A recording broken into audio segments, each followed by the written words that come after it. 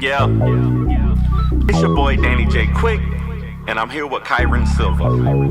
And we want to thank you for joining the Four Tales podcast. I want to know what it is Quick is trying to say. We're about to talk some comics and get a little bit controversial. Everything from indie books to movie deal level commercial. With no rehearsals when we converse to coerce you. And then we do the quick takes and try to get to the person. So join us and get your comic book a few more sales once a week wherever you pod. It's Four Tales. Once a week wherever you pod. It's Four Tales.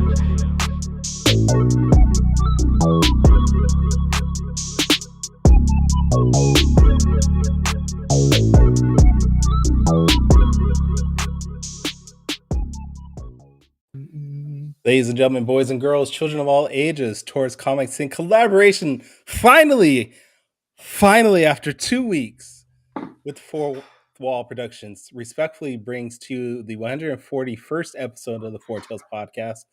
I'm your host, Kyron Silva from Towards Comics.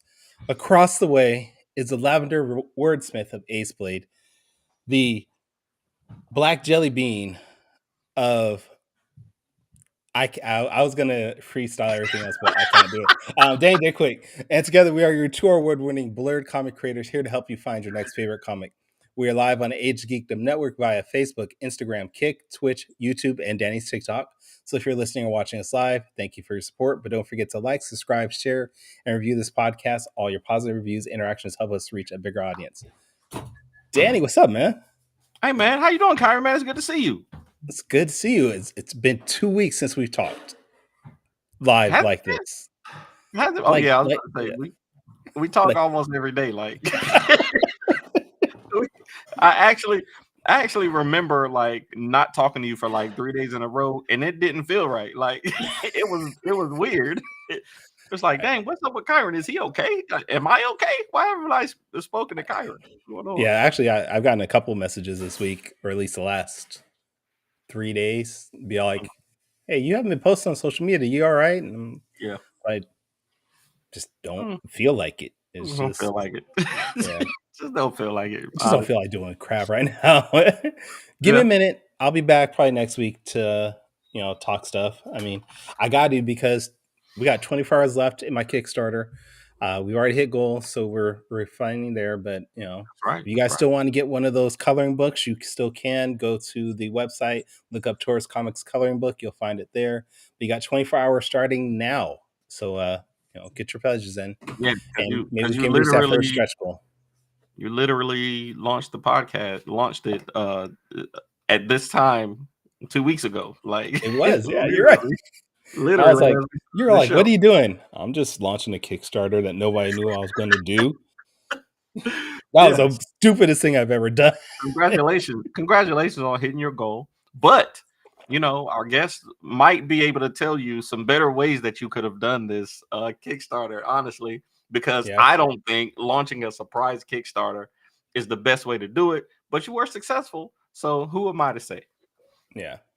All right. Well, we do have the amazing Tyler James from Comixtribe, Comixlaunch, Comics Food, Comics Trucks. I don't know what else he has that's comics, but you know him from all his videos and his ads and his amazing books, and we're glad to have him on the show. It's great to be here, gentlemen. Happy Friday. Happy Friday. It's not Friday when you're an artist that your writer tells you have to ink these pages by the end of the month. I'm just saying. Yeah, the weekend never starts, right? No. I wonder what project you could be talking about. But either way, we're glad to have you. We're definitely going to be picking your brain, but we're going to be talking about your journey mostly. So for anybody who may not know you, Tyler, give us a little background on you, where you're from, and what do you do in comics? Yeah, absolutely. I am the publisher of Comixtribe, and I am the host of the Comixlaunch podcast. Those are probably the two things that I'm best known for. I've been making comics since I was about 12 years old. Been a comic fan since way before that. My mom had conversations with like teachers and things about like, well, what should we do when Tyler realizes he can't actually be a superhero when he grows up? And it's kind of funny coming full circle, because my son informed me just the other day that he will get his superpowers when he's 9 years old. He's 6 right now, going on 7, and then he will become a superhero. He's got a little, but he won't. Yeah, it won't be until he's 9. So again, I may have to deal with that same problem of of breaking the news that not actually going to become a superhero, but doing the next best thing and making superhero comics is kind of how it all ended up working out. So now, did he say what type of superhero he's going to be? It's probably going to be dinosaur-based power set, because he is in a major dino phase right now. Okay, as long as it's not Batman centered, because that'd be bad for you. Very true. Very, very, very true. But yeah, I'm someone, I started making comics pretty early, and that was my thing all throughout middle school and high school, and this was like pre real internet, so just kind of figuring it out on the fly, dog ear in my How to Make Comics the Marvel Way book. I still got mine. Yep. I got a copy over there too. Yeah. And it was kind of it was what I did. And then there was probably a gap of about 5 years with college and then post-college and things like that, where I just kind of left it behind, and eventually felt like that creative void. And so in my mid-20s, I kind of discovered the comics internet, forums with creators in there, took some classes on comic book script writing, and discovered so many, just the art form had kind of leveled up, and there was a lot more than just superhero stuff that was getting a lot of traction. And so I kind of got right back into it, and have been sort of publishing and making comics ever since, pretty steadily for the last 20 years. I love it. So so I think I ran into your content with the Kickstarter videos that you make. You've been doing those for a while, but also the sync books I think kind of exploded. I think I saw those pretty early, and I knew your association with them. Is that your biggest project right now, or have you worked on something with more reach than that? Yeah, so it's interesting. The probably the project that has had the biggest reach that I've published is not it's not a comic. It's actually a children's book series called C is for Cthulhu, and it's so that was something that kind of on a lark built with a couple of friends of mine, and just the other day we signed a Spanish publication deal, so this is like the 4th foreign language it's going to be in. We've gone back to printing like 6 times on the thing. We just released like a 10th anniversary like expanded edition, and so like that book and that series is probably the biggest thing in terms of total reach, but it's not, a little bit outside of the comics. It's more of a children's book and children's book series. If I sound a little tired, it's because the mother, like we also sort of do the children's books, but also expanded into plush toys and things like that. And so every year we release like a new limited batch of new toys related to like our versions of creepy and cuddly Lovecraftian characters.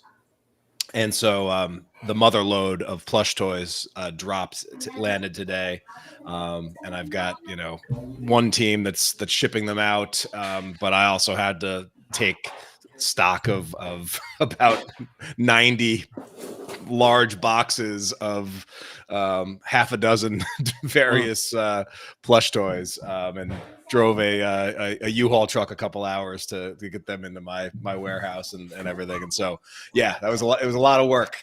So today's one of the less glamorous parts of the whole publishing game is sometimes you got to go pick up 1,000 plush toys or something.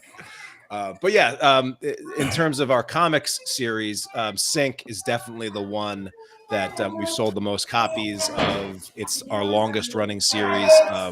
That's John Lees and Alex Cormack. John Lees is the writer. Alex Cormack is the artist. And yeah, we've been publishing that for a while now. And I've been working with John since Comixtribe really just got started. We published his very first book. And I've worked with them on several projects over the years, and Sync is one that really is sort of hit its groove, and it's kind of it's its own unique thing in that it's crime, it's horror, it's got a little bit of a supernatural element to it, and it just tells a lot of self-contained stories in each issue, but they're all interconnected. It's been fun to see how they become more interconnected over as the series goes on. I love it. And go ahead, Kyron. No, go ahead. You're already mid-sentence. No, man. I was gonna go back to what we were just talking about. I think me and Kyron had a small debate before he launched his last comic. What do you think is the standard amount of time that you need to start promoting your book before you launch it on Kickstarter? Yeah. So I mean, it's interesting, and there is I guess there is something to say to sort of the surprise drop, right? Beyonce can get away with it, and but I think it also a lot of it will depend on where you're at in your journey, and so for most creators, I got a message from a creator yesterday, and he's like, hey, I came across some of your stuff. I don't know why my comic didn't take off. I've got it on Kickstarter, and let me know if you have any tips, right? And I pull it up, and one of the first things I see is, well, it's been live for 2 days, and he has 0 backers. And when I see that, I'm like, okay, well, you didn't do the very first thing, and that is, I would never launch I would never launch my first Kickstarter without getting at least someone in my world to confirm that, hey, I'm going to be there the second you launch, right. So that it's sort of the busker putting a few dollars in the pot right. before they start playing, right? Because you want to make sure that there's momentum to it. And so I usually want to see people prepping an audience for their launch at least a month out. But there's a lot of times saying in marketing, the longer your runway, the bigger your takeoff is going to be. Yeah.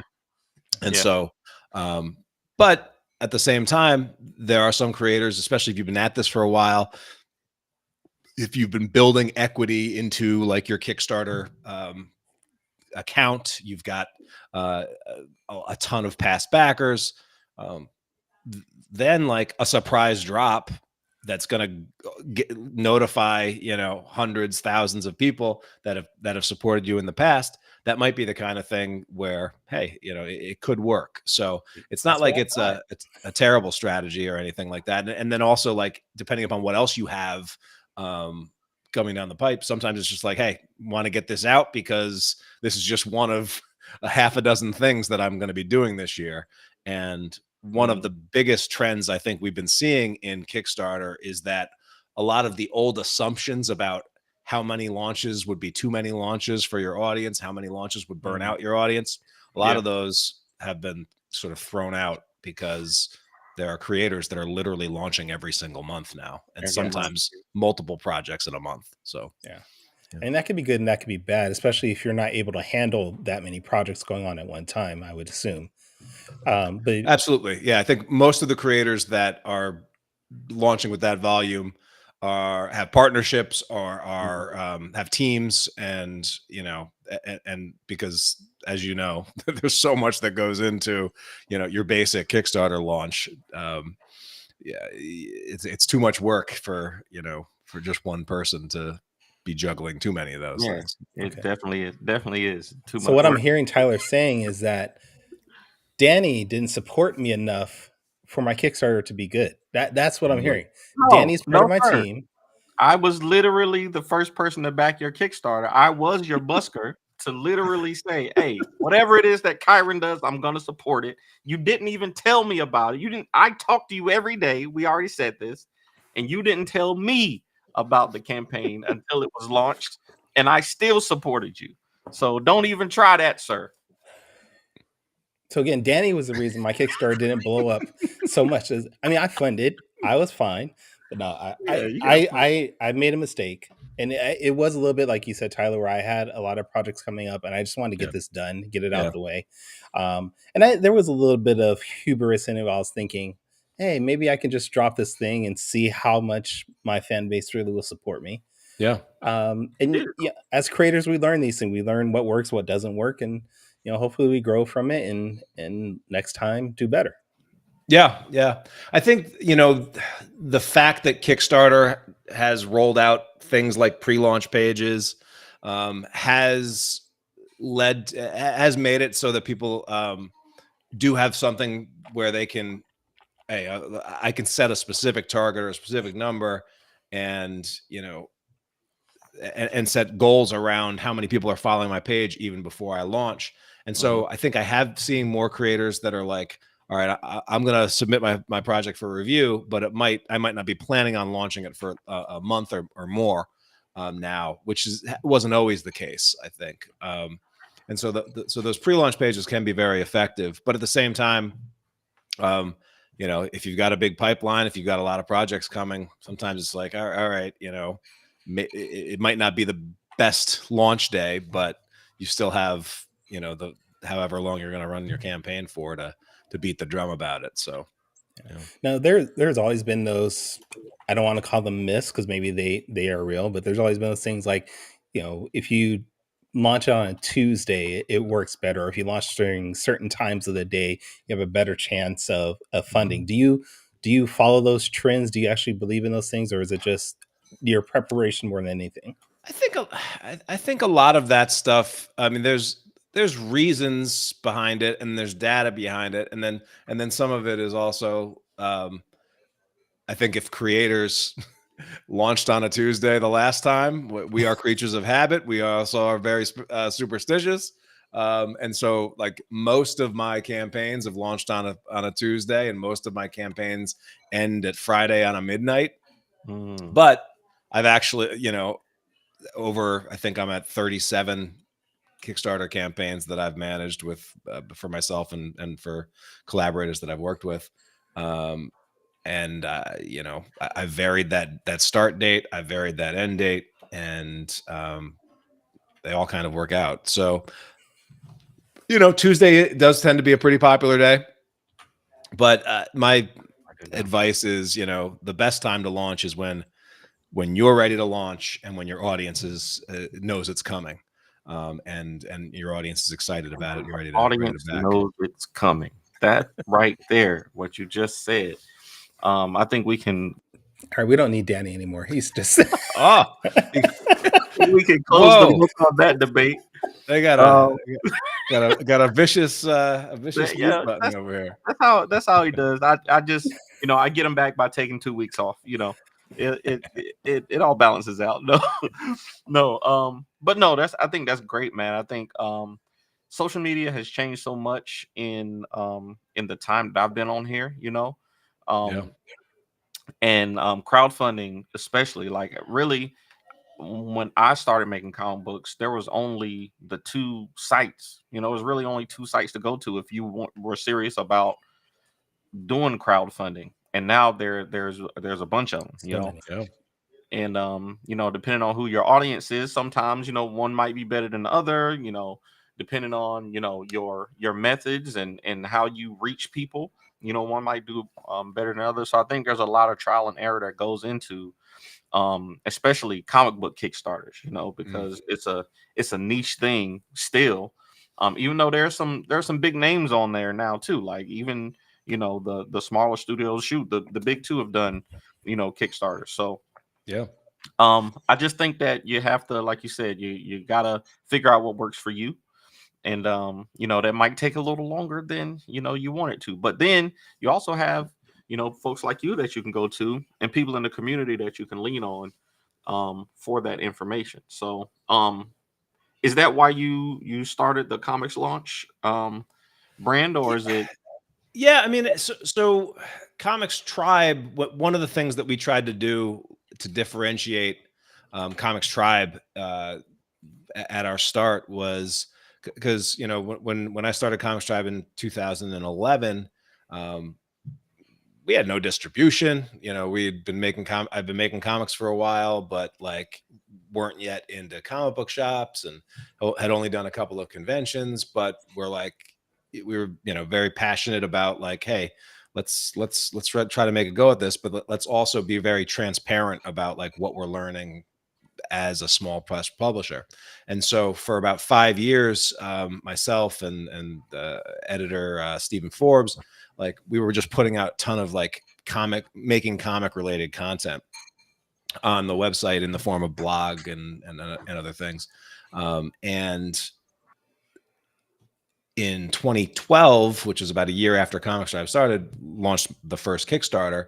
And the first campaign that I did, had an $8,000 goal, and we ended up raising like 26,000, and that was like a game changer, because if you added up all of the, from all the sales that I'd made for like the previous, since I was 12 years old, selling a comic set of my backpack for $1 a pop, that one Kickstarter kind of blew out the performance of years of doing conventions and other things like that in just one launch, 30 days. And so there was a lot of interest of like, hey, how'd you do this? Or because the time I launched, like I had only backed one Kickstarter that actually funded. Like Wow. Most of the projects weren't funding, and they were failing pretty miserably. And so I started on the Comixtribe blog, writing a lot more content around Kickstarter and things like that. And then continued to launch, and it continued to work, and continued to come up with new strategies and things like that. And, but I sort of, and then our books were getting distributed into Diamond and getting reviewed on all the sites. And some of our, reviews are actually pretty darn good, working with people like John Lee's, launching books, like some of the books even before Sync, we're getting really rave reviews. And I sort of realized as publisher, it's like, oh man, I think our books are now better than the sales for these books. So I went on like this blitz of, all right, I'm publisher, like that's my job. Like I need to triple down on marketing and how to get this stuff out there. And so I did a deep dive and started, reading marketing books and listening to all these marketing podcasts and things like that, and just kind of really got sucked into the podcast world. And it's kind of like comics. You read enough comics, eventually you're going to try to make one. You listen to enough podcasts, eventually you're like, hey, why don't I have a podcast, right? I like to talk about stuff. Yeah, I got opinions. But I was like trying to combine the stuff that I was learning in marketing that I was applying to comics, but then I also wanted to apply it to the podcast, where I'm like, all right, I'm not going to make just another comics podcast, because there are a lot of them, and so I really wanted to niche down and say, all right, well, I would never be able to make the best podcast on creating comics, but but I could be the number one, like in 1 week, I could be the number one podcast in the world for comic book crowdfunding on Kickstarter, because there were no podcasts in comics. But you know what, so that's what I did. And I'm like, all right, so I'm going to focus on the crowdfunding, and we'll do this. And then also there was a real mission around it, because at the time I launched the Comics Launch podcast, more projects failed than funded. And having, and you guys know, like the amount of work you put into a launch and like how vulnerable it feels to hit that launch button and be like, is anybody going to like this? Are people going to come? And all the anxiety and everything that goes into it. And then getting outside of your comfort zone and telling people about it and doing all the other stuff. Like, so the stuff, by the time I launched that podcast, I think I'd already done like about $100,000 in funding and had about 5 or 6 successful launches, and in different sort of styles of books, hardcovers, single issues. The children's book series was a big hit. And so I'm like, oh, this is a pretty replicable process.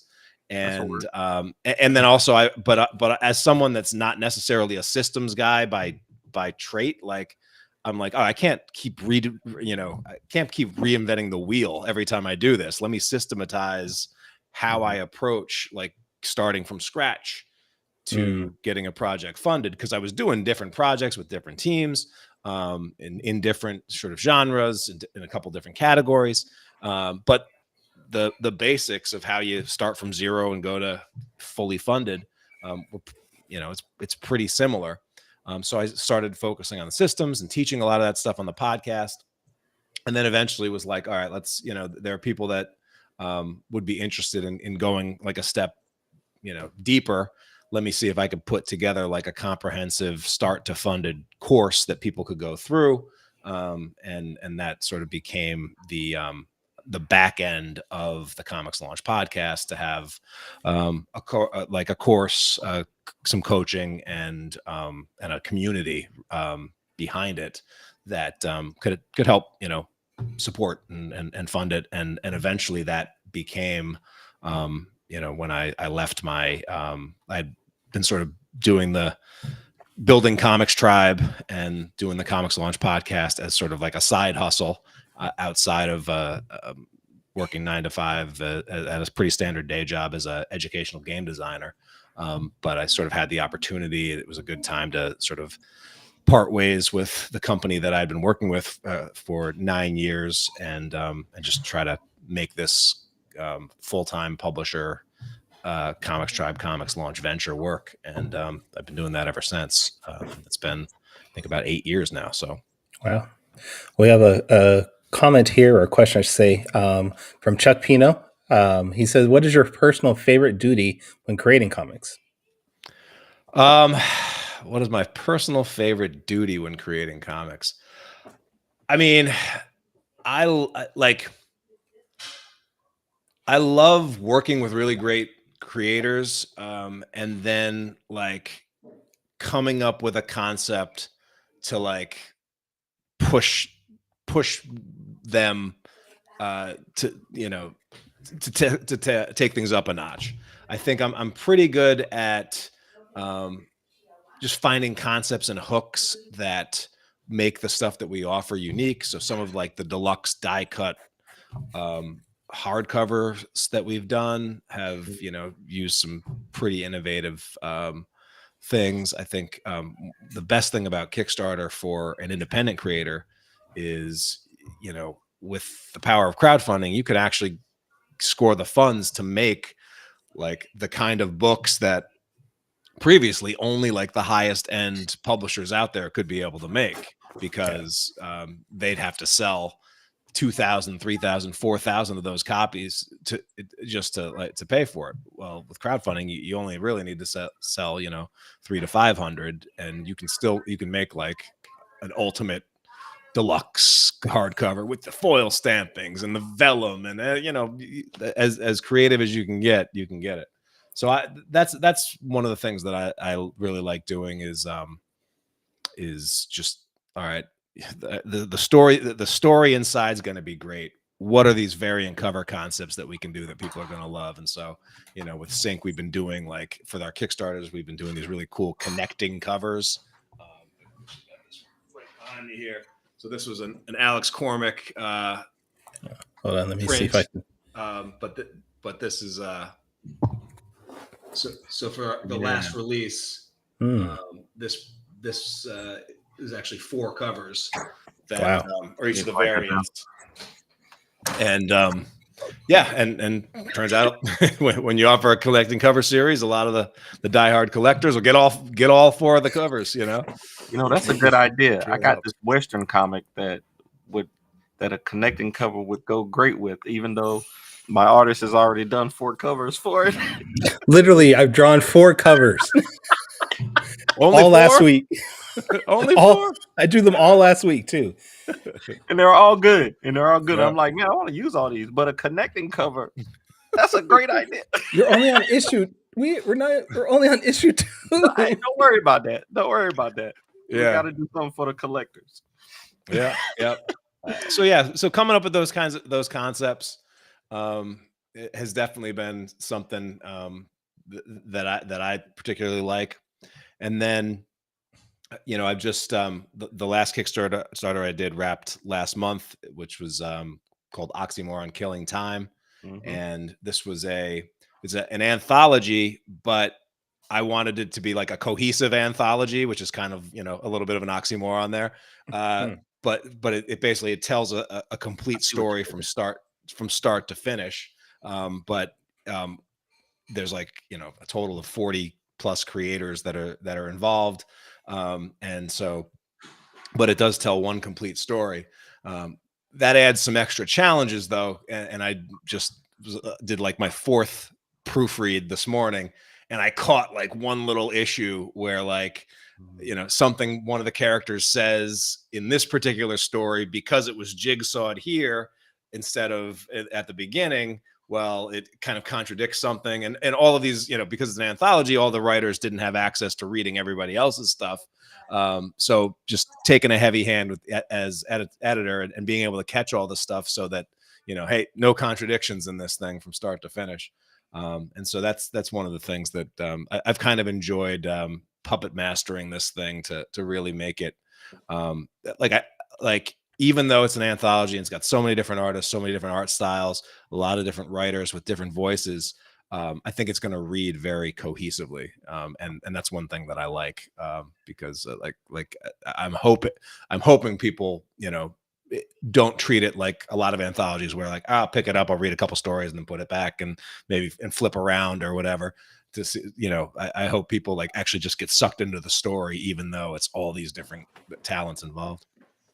I haven't seen that with anthology. I know the one that I pick up, I usually look for the creative team that I bought the book for. Like if I saw, Travis Gibb, he does a lot of anthologies. If I've seen, something that he put out for, when I get it, I'll look for his, but I might not, go through the whole book or I'll flip through. So I think that is a good idea. Yeah. And shout out to Travis. Just, I should say, he wrote the after the credits scene that we have. That's another thing that I like to do with our anthologies is like, you read the whole thing. It's got an end. You got some back matter. You're looking at pinups. And then at the very end, oh, wait a minute. There's one more, set of sequential pages. And so there's a 4-page story that sort of are after the credits. And that was Travis on this one. So now you have another Travis Kickstarter. Yeah. You have another Kickstarter coming up soon for Epic, right? Yeah. So Epic is a superhero teen action comedy that I do with a great artist named Matt Zollman, and we've got the 5th issue will be coming out soon over on Kickstarter. So I'm excited about that. Matt's been working hard on the inks and on the pencils and inks, and it's fun. That was a project that lay dormant for a while, but Matt's back at it, and excited to be drawing more people in capes and tights punching each other, and that's kind of what Matt Diggs doing, and we're having fun with it. I love it. I got a buddy who swears by your podcast. I don't know if you know him, Ro Lamb, the creator of Scarlet Ranger. Yeah. He swears by your podcast every time we do. Every time we put something out, he sends us something for you. Or I think the last thing that he suggested from you was a digital deluxe tier.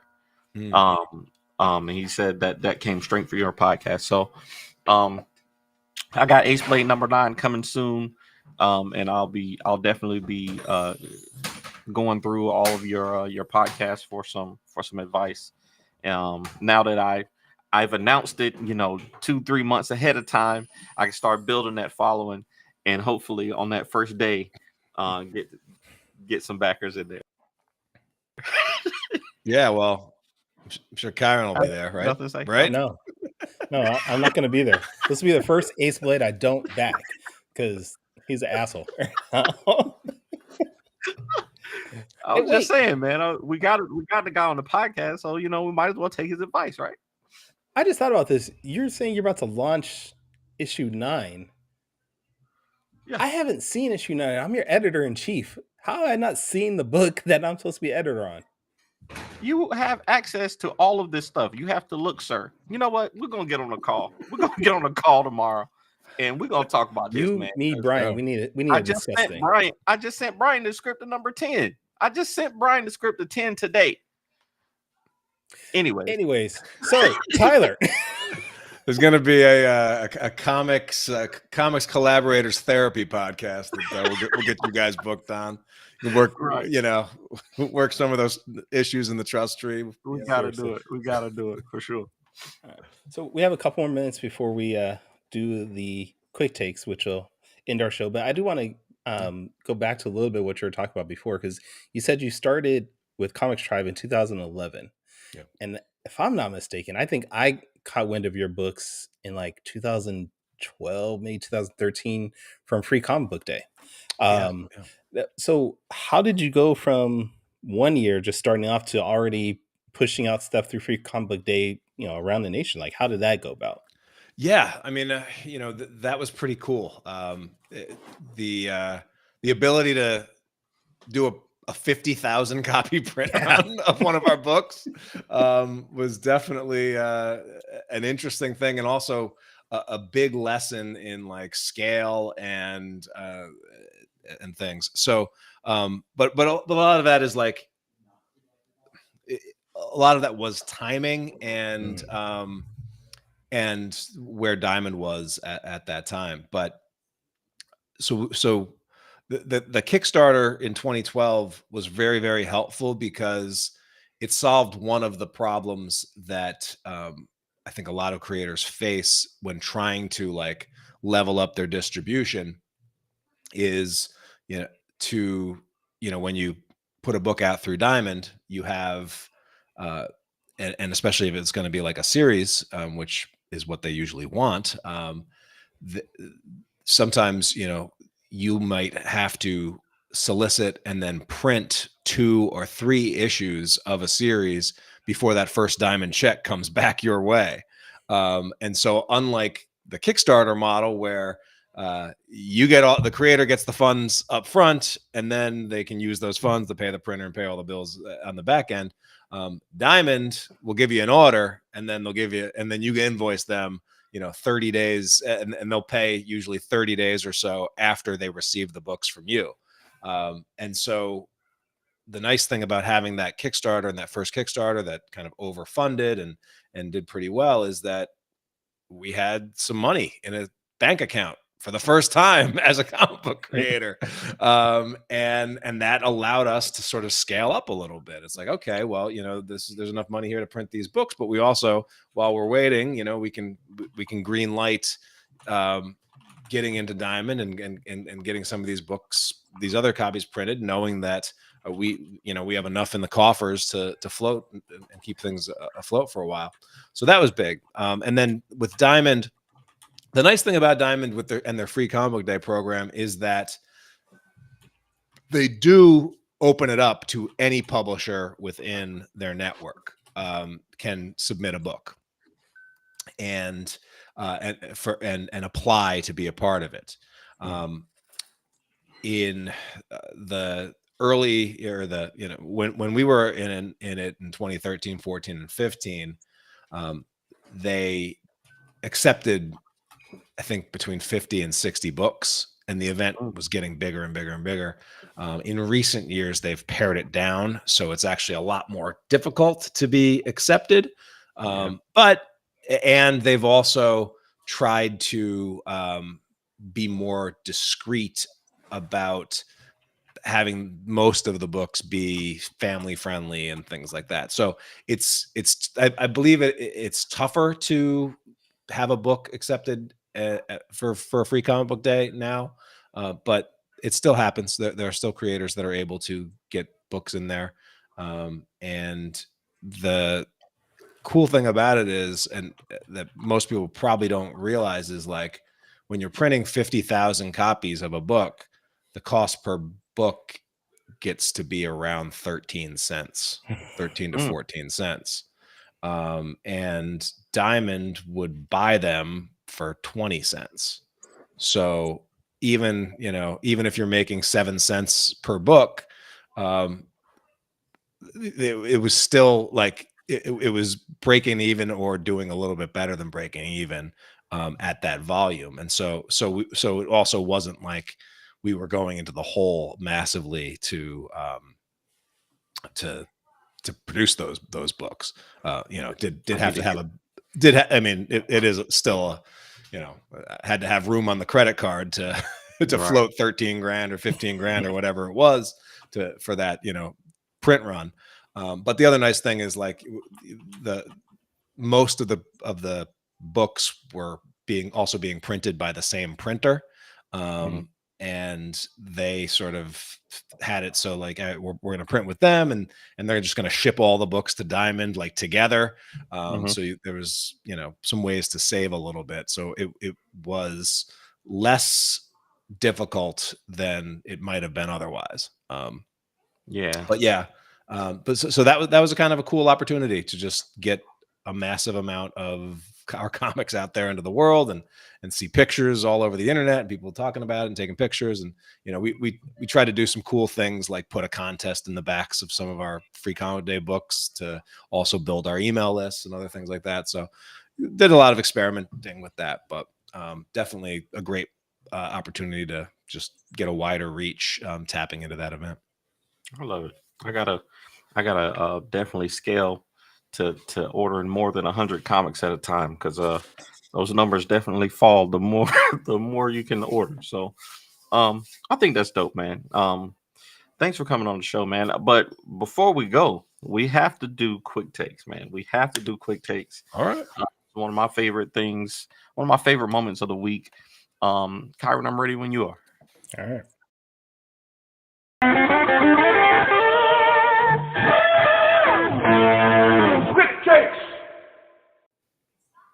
Yes. Quick takes. So if you haven't seen the show before, Quick Takes is a rapid Q&A section where we grill our guests on their deepest, darkest secrets from the internet. Yes, we've been stalking you all week, and we found all your dirty secrets, and we're going to ask you about them right now. No, I'm just playing. We're going to ask you some questions, and you got 45 seconds each to answer them off the top of your head. And hopefully these questions get our audience to know you a little bit better. Okay? All right. Question number 1. I saw a post from you the other day, and like Kyron said, a lot of people have been down these past couple of days for reasons. And the post that I saw from you was very hopeful. You were talking about how extremely blessed you were to be a dad and how that gave you a positive outlook on life. So my question to you is, how does your positive outlook help you in comics? I mean, we as comic book creators are kind of silly, crazy people in that most people don't most people in our lives don't really get why we do what we do and how we do it. But we have to literally believe something before we see it in order to make it happen. And the ability to like get that initial kernel of a brilliant idea and then do all the work and all the tough work to actually get it through all the stages into book format. You can't do that unless you have either, really thick skin or just a strong positive bent towards seeing it through. So yeah, it's crucial. Absolutely. Great answer. Okay. Question number 2. This one's a little different because I want to ask you this question as a creator of comics and as a consumer of comics. So as a creator of comics, Do you prefer physical or digital comics? And as a consumer, is that answer the same or is it different? And why? You know, I would have thought by now that digital would be my primary thing. And I think for a while when I had an iPad, and Comixology was like in its heyday, or like digital was cool, but 95% of the comics that I read nowadays are still, in print. And I don't, much to my wife's chagrin, who wants to install a one book in, one book out policy for all books. But yeah, I'm still a print fan, man. I love it. Yeah, me too. I don't know what it is about physical comics. Like, I know I don't have enough space for all these books, but I just keep buying them. But I am. See, this is all right. So this question is 2.5. So I am now, because of Global Comics. I don't know if you've heard of Global Comics, but Yep. I have started actually reading a lot more digital comics because of that platform. I think they have a pretty good app for comics, and it's been like just in a short time, 45 days or so that I've been on there, I've read a lot more digital comics. Yeah, I mean, I'm such a fan. Like a lot of times I end up waiting for like the oversized compendium editions, the big stuff, like, and the double page spread on that's something that digital just still Right. can't get, can't beat. So, but yeah, the convenience is definitely there. That's for sure. Absolutely. Okay, now question three. We did one, two, 2.5. Now question three. So you are probably one of the people who has the most knowledge in crowdfunding. I'm going to ask you this question, and in 45 seconds, I want you to tell me if there's one thing that most indie creators could do that they're missing from crowdfunding. What is it? Or what is the one big miss of crowdfunding for indie creators? I would say underpricing is probably a big thing. And just like, and then the variant cover market on Kickstarter is still popping. And a lot of times, average pledge level is something that I spend a lot of time looking at, and I encourage people to take a look at, because there are some projects that are, might not be getting more backers than you, but are getting a lot more funding and a lot of that is variant covers and things that they're offering. So that's something that I would definitely look at. Oh man, okay. See, that's not something so it's good that Kyron was doing 4 covers last week. It's gonna help him out long run. Gonna help out, especially with these four new connecting covers he's gonna do also. That's right. It doesn't help my arthritis at all, though. No, you'll be all right. Take some ibuprofen, you'll be all right. Okay, so question number 4. And all of these are crowdfunding. Well, we talked about marketing earlier. And my fourth question for you, I know you did. I can't remember which project it was. I think it was. God, I can't remember which project it was that you did before, but you did a billboard for one of your scam back in the day. Yeah. So I'm gonna ask you, if you had $1,000 to spend on digital ads for your crowdfunding, or you had $1,000 to put towards a billboard, which one would you choose and why? I mean, yeah, in today's scenario, it would be digital marketing. Yeah. The cool thing about like, we were looking at billboards, or we were looking at like the various big comic news sites, your Bleeding Cools, your Newsaramas, a couple other things. The nice thing about the billboard spend is it costs actually less than it would to take out like 1.5 of those sites. And we still got covered by all of those sites, because who the hell puts up a billboard in Vegas for a comic book? But did it, result in massive, sales or other things like that? And it wasn't, it probably wasn't, it was very hard to measure the results of that. Whereas, if I put $1,000 in digital ads, which I think I did for my last campaign, and it was able to pretty much measure that, hey, we're getting a really strong return on investment here. Then, I just put another 1,000 in, Yeah. Yep. Yeah, that's what I figured. But I've thought about doing a billboard for various reasons. I just want to do one. Like I just think it'd be cool. So, well, one of the cool things that made that billboard even more capable is we reached out to one of the retailers in the space, and we said, hey, we'll put your store logo on this as well.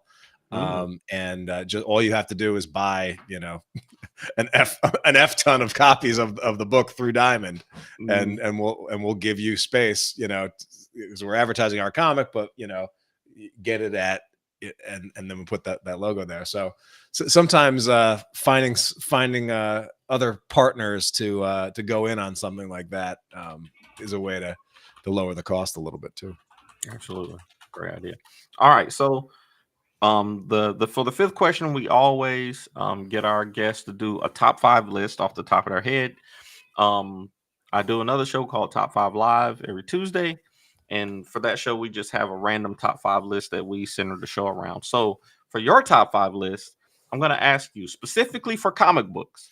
Okay. What are the top 5 crowdfunding sites from 5 to 1, 5 being the worst, or not the worst, but 5 being least effective, the least effective, and 1 being the most effective of the top 5 crowdfunding sites? Okay. So let me see if I can name 5. All right. So, Kickstarter's number 1. We're going to that's, number 1 with a bullet. Indiegogo is definitely number 2, but probably for certain projects. I would say most projects are going to do best on Kickstarter. After that, I'm going to say BackerKit crowdfunding, because they are just super aggressive at going after big name projects. In terms of comics, they did a Comixtopia event. So they're making some inroads, but not a ton. Crowdfunder would probably be the next one that I would point to, and that one is really big in Canada. There's a lot of Canadian projects that launch there, and there is a decent amount of volume of projects over a crowdfunder. But again, we're still talking about 10% of the number of projects that launch on Kickstarter. And then Zoop would be the one to sort of round it out. And but again, depending upon who you are and what your goals are, the order might change a little bit. So for example, if you were someone that's like, hey, I want to really be hands off and do something high end, Zoop might actually be your number 1. Because they have a concierge level service where they'll actually handle your printing, handle your fulfillment, handle just about everything. They take a bigger chunk, but they're doing stuff that some of those other platforms do. So I do want to give them a shout out in that their crowdfunding platform, but they do offer something that some of those others do not. So awesome. But yeah, that would be it. I don't know. Did I miss any that you guys know about, or that you're? No, I didn't know. I didn't know about Crowdfunder. But I have seen people try to raise funds on GoFundMe for comic books, and I don't get it. I don't think that's the platform for it. But I've seen people try to do that. So, but no, that's a great list. Perfect list. Thanks for doing that, man. Quick takes this week is brought to you by what is it? Gemini Comic Supply. If you go to GeminiComicSupply.com, you get 10% off if you use Ace Blade when you're checking out the promo code AceBlade. I'm away for a week. I'm away for a week and I completely forget what I'm supposed to do. I'm just glad we only have a couple more episodes in this season to go, dude, because you're not going to make it. I'm not going to make it. We got to change the time again. It's Friday night. No, we're not changing that time. No, Tyler, we do appreciate you being on. This has been fun. We apologize for Danny's unprofessionalism, but we want to make sure our fan base, our listeners, follow you and all your projects. So where's the best spot to maybe keep up with you and the work that you're doing? Yeah, I mean, the one place I show up weekly in your earbuds is the Comics Launch podcast. So wherever you listen to podcasts, COMIX launch is where you can get me. There's also shop.comixtribe.com if you want to check out some of our books. And yeah, I don't even know where I'm showing up and what I'm doing on social media these days. I think a lot of people are in the like, we got to reevaluate our whole presence in life and approach to just about everything. But we'll come back stronger.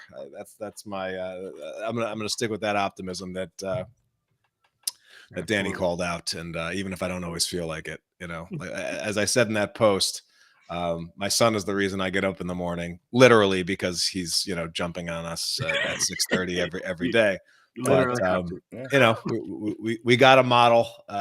We got to model positivity and model that you keep up the fight, right? Yeah, absolutely. Danny, where can people follow you? Best place to go for me is our website, fourthwallpros.com. And if you want to follow me on social media, it's the AceBlade on all social media platforms. Kyron, where can people find you? You can find me at tauruscomics.com. I am on all social media platforms under the handle at Taurus Comics, which does include X right now still. You can also find me this Monday at the Sacramento History Museum for their first ever Heroic Sketch Fest. I will be there showcasing my books from 11 a.m. to 3 p.m. I will also be part of their panel, talk about character development. So if you guys are in the Sacramento area, come on down and check it out. It's free with admission to the museum. Do you have a question, Danny? You look like No. I was going to say before we go, shout out to any veterans out there. It's Veterans Day weekend. So we want to thank you all for your service, and hope everybody has a great weekend. And join us next week where we will have Imani Latif here, which we're going to talk about journalism in comics. So it's a little bit different than what we normally do, but I think we're going to have a good time. But until then, sayonara, goodbye, and everyone, please take care of yourselves. I